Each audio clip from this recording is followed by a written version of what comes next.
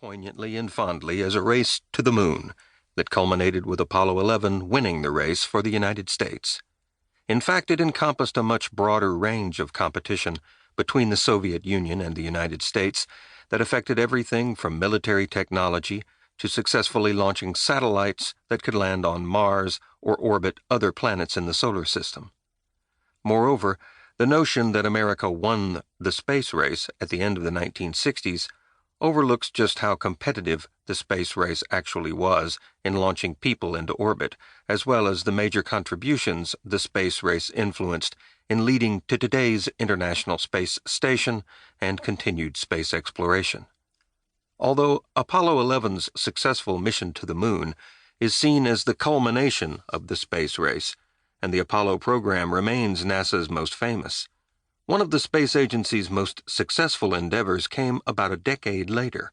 In 1977, 2 spacecraft were launched from Earth to explore the outer solar system, and incredibly, the now ancient technology from the 1970s is still working, sending daily reports back to the planet that sent the 2 robotic envoys on their way over 40 years ago. Voyagers 1 and 2 have done far more than accomplish their original missions. In fact, they are now exploring interstellar space, far beyond the outer planets in the cold wasteland between the stars. Each spacecraft carries a copy of a golden record, which contains an introduction to Earth, should some alien civilization happen to encounter either Voyager 1 or Voyager 2. In the first Star Trek movie, writers imagined just that, creating a story of a Voyager spacecraft captured and adapted to alien uses.